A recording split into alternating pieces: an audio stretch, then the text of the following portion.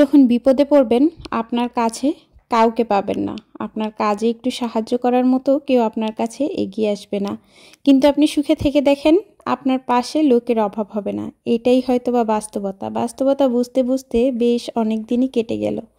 জীবনের অনেকটা সময় পার করার পরও আজও অনেক সময় ঠকে যাই মানুষের কাছে। আজও বুঝি না যে মানুষ কে কেমন। আসসালামু আলাইকুম, কেমন আছেন আপনারা সবাই? আশা করছি আপনারা সবাই খুব ভালো আছেন। আলহামদুলিল্লাহ আমরাও না বেশ আছি।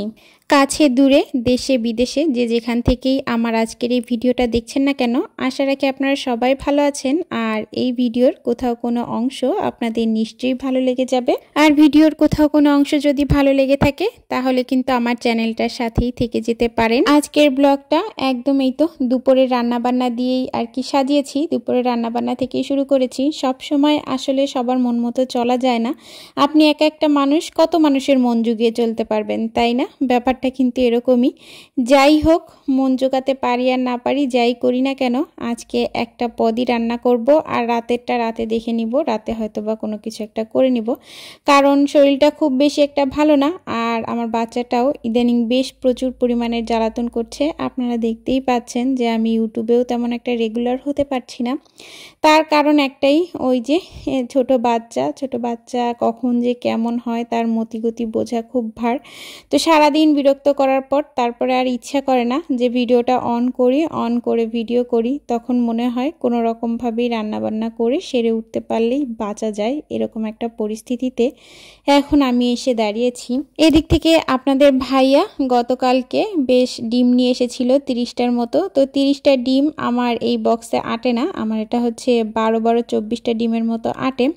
তো সেই ডিমগুলো নিয়ে এখন আমি হচ্ছে এই ট্রেতে করে ফ্রিজের ভিতর রেখে দিব, যেহেতু অনেক গরম।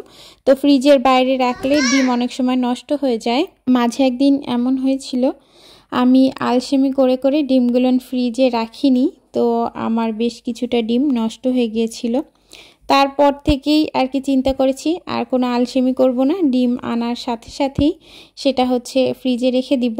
আর এই তো এই ডিমগুলো আমি ক্লিন করিনি, কারণ এই ডিমগুলো ক্লিন করাই কোনো পরিমাণের কোনো ময়লা থাকে না, এ কারণেই আর ক্লিন করিনি। তবে যখন আপনাদের ভাইয়া ওই যে দেশি মুরগির ডিমগুলো আনে, সেগুলো কিন্তু আগে আমি ক্লিন আপ করে তারপরে ফ্রিজে রাখি।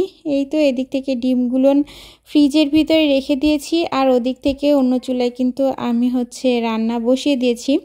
আজকে দুপুরে রান্না করব হচ্ছে এই তো কাতলা মাছ নিয়ে এসেছিল আপনাদের ভাইয়া, বেশ বড় একটা কাতলা মাছ নিয়ে এসেছিল। তো সেই কাতলা মাছটাই আজকে হচ্ছে একটু ভুনা করব। আর আপনাদের সাথে গত দিনের ভিডিও শেয়ার করিনি, তবে শ্যুট করে রেখেছি, কোনো একদিন শেয়ার করে দিব ভিডিওটা। কোনো একদিন বলতে কি, এই তো এই ভিডিওটার পরেই হয়তো বা শেয়ার করে দিব।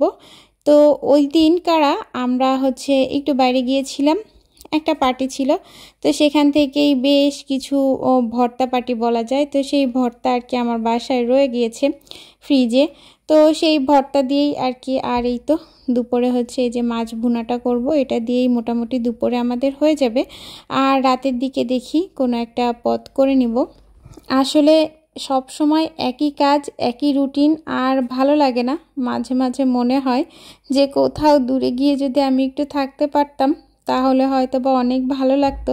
তবে ওই যে বলা যায় সেই উপায় আর নেই, মানে ইচ্ছে থাকলেও উপায় নেই আর কি, এরকম একটা পরিস্থিতিতে এসে দাঁড়িয়েছি।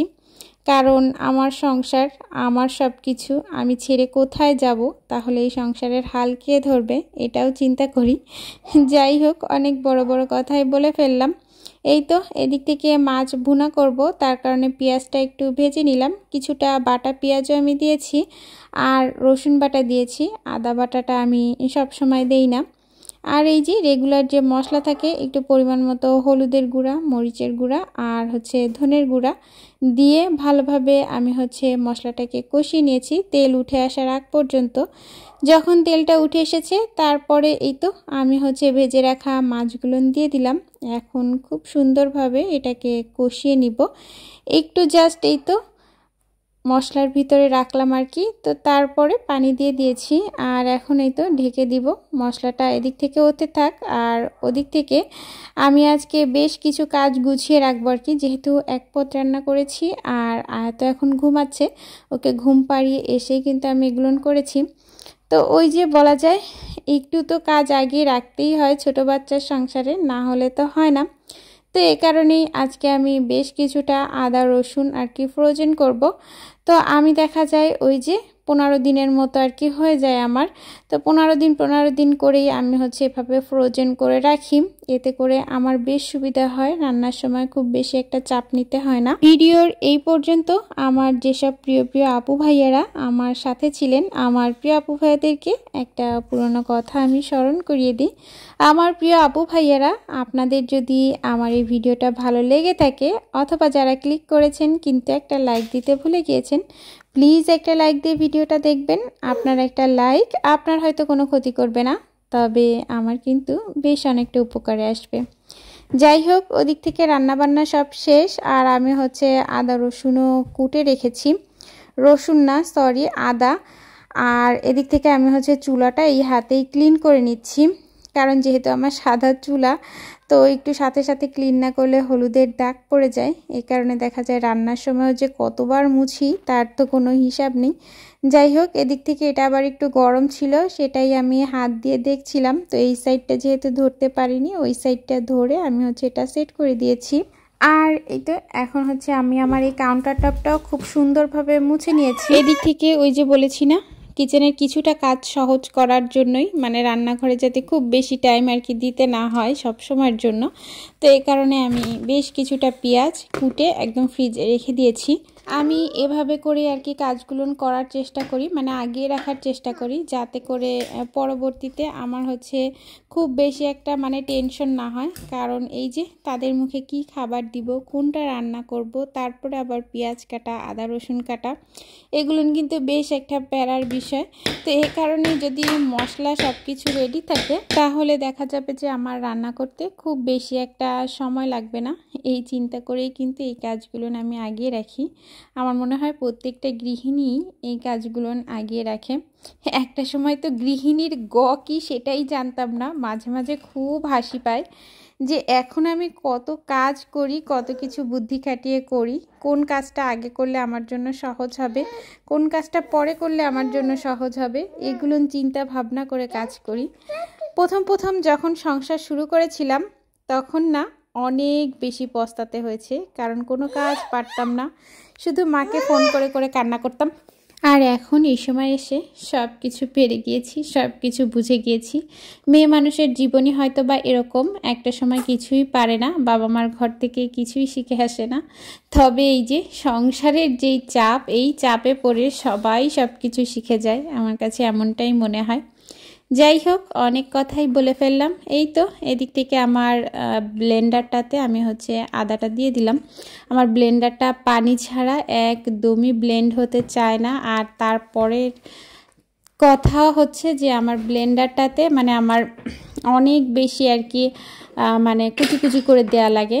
অনেক ব্লেন্ডার আছে না, খুব ভালো দেখা যায়, খুব বেশি কুচি কুচি করা লাগে না, মানে অল্প একটু ছিলে কেটে দিলেই হয়ে যায়। তো আমার ব্লেন্ডারটা আবার সেরকম হয় না। আর এই তো এদিক থেকে আমি হচ্ছে এই যে কৌটাটা, এটার ভিতরেই আমি হচ্ছে আদা রেখে দিই, রেখে ডিপ ফ্রিজে করে রেখে দিই, যখন আর কি রান্না করি তার আগে নামিয়ে নেই। যাই হোক, এভাবে করে একটু গুছিয়ে কাজ করলে কিন্তু আমাদের কাজগুলো অনেক বেশি সহজ হয়ে যায়। আর মাঝে মাঝে তো দেখা যায় যে আমি অনেক সময় তরি তরকারিও রাত্রেবেলা করে কেটে রেখে দিই, ওই যে কাজগুলোকে একটু সহজ করার জন্য। এই আর কি থেকে আমি ভয়েস ওভার দিচ্ছিলাম, আর ওদিক থেকে আমার আয়াত তো আমার সাথেই আছে, তো তাকে নিয়েই এভাবে আমাকে কাজ করতে হয়। তার একটু আওয়াজ আপনারা শুনতে পাবেন কিছুক্ষণ পর পরই। এবার হচ্ছে আমি এই তো রাইস কুকারে হচ্ছে ভাতটাও উঠিয়ে দিয়েছি, আর এখন গোসল করে একবারে খাওয়া দাওয়া করে নিব। তো এটা হচ্ছে রাতের বেলা একটু খিচুড়ি রান্না করে নিয়েছিলাম শর্টকাটে, তো সেটা নিয়েই এখন হচ্ছে ডিনার করতে বসে গিয়েছি। এই তো আজকের ভিডিওটা এই পর্যন্তই। সবাই ভালো থাকবেন, আল্লাহ হাফেজ।